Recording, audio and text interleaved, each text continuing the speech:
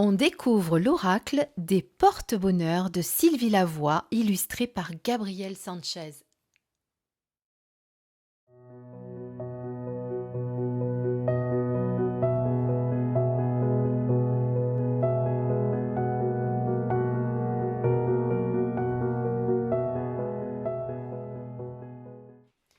Coucou mes belles lumières, j'espère que vous allez bien. On se retrouve pour une nouvelle vidéo, la présentation de l'oracle des porte-bonheur.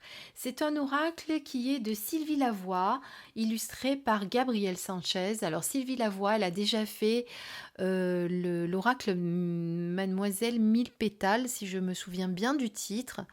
En tout cas, elle n'en est pas à son premier oracle, ça c'est certain.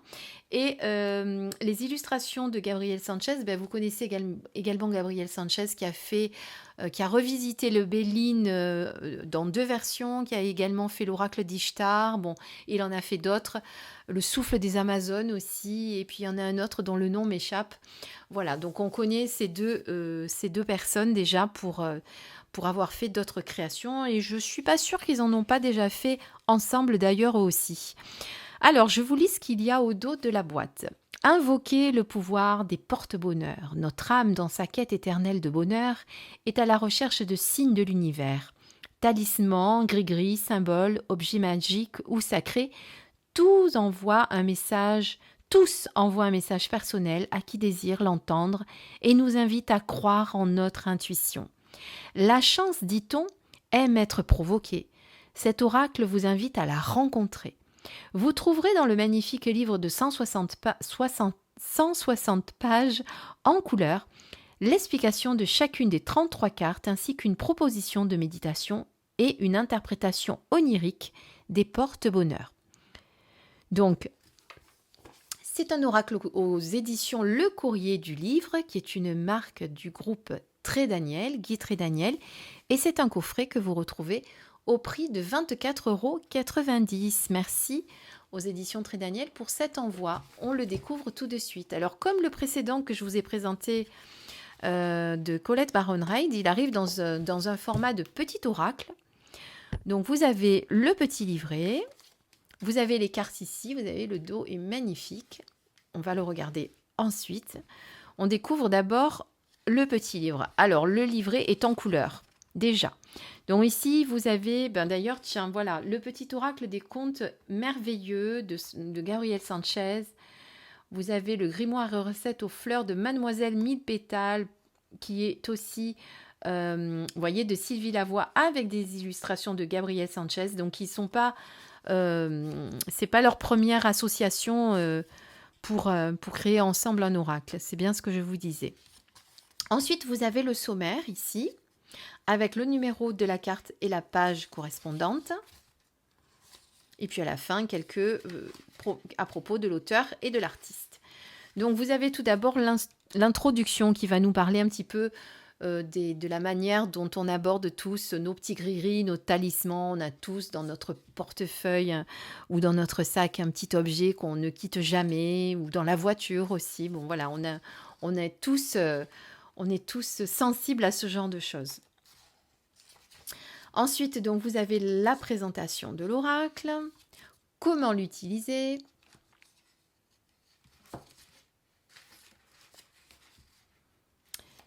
Alors, vous pouvez l'utiliser en carte talisman, en carte conseil et également en carte des songes. Et ensuite, vous avez la présentation des cartes. Alors, là, vous avez la carte en gros plan couleur. Là, vous avez le numéro et le nom de la carte. Et ensuite, sur les 2 autres pages, vous avez la signification avec sa correspondance onirique, si jamais vous avez rêvé d'une encre. Et ensuite, vous avez la petite méditation associée. Et également, pourquoi pas peut-être adopter une encre comme porte-bonheur. Et là, vous avez quelques suggestions pour le faire. Voilà, et vous avez tout ceci pour toutes les cartes. Donc évidemment, on reconnaît les illustrations de Gabriel Sanchez. En tout cas, moi, je les reconnais. Est-ce qu'on a... Donc là, vous avez des à propos de l'auteur et de l'artiste.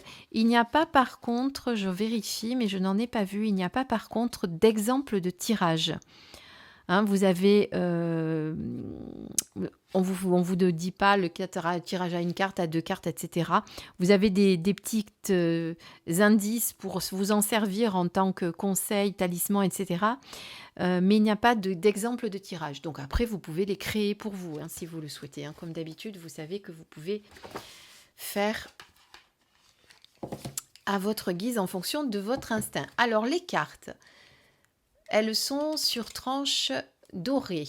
Le dos comme ceci. Qualité des cartes qu'on peut retrouver aux éditions chez l'éditeur, chez le même éditeur. Alors ce que j'aime là, c'est que du coup, on a l'illustration pleine page, vous voyez, sans cadre. Alors ça, moi j'aime beaucoup, je préfère, mais bon après voilà, chacun ses goûts comme on dit. Donc qu'est-ce qu'on va faire? On va regarder une à une les cartes et ensuite, comme d'habitude, pour vous montrer un petit peu comment vous parle l'oracle, je vous ferai le tirage d'une carte. Alors un petit gros plan et c'est parti.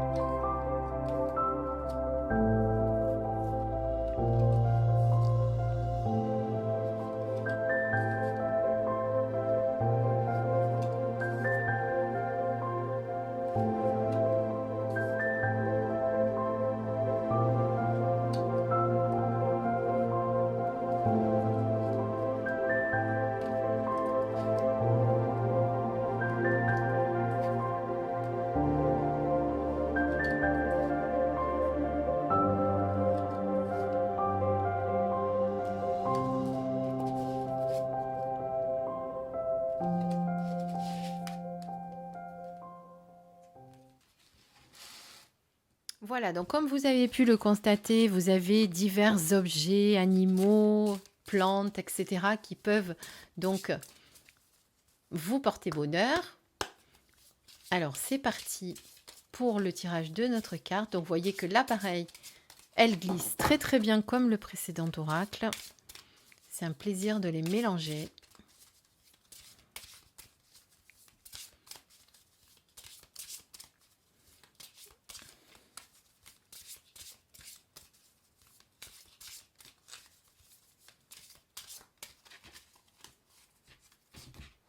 Voilà. On va en tirer une puisqu'il n'y en a aucune qui a voulu sauter. Ce n'est pas grave. Voilà, voilà, voilà. Et on va dire celle-ci. Et on regarde sa signification.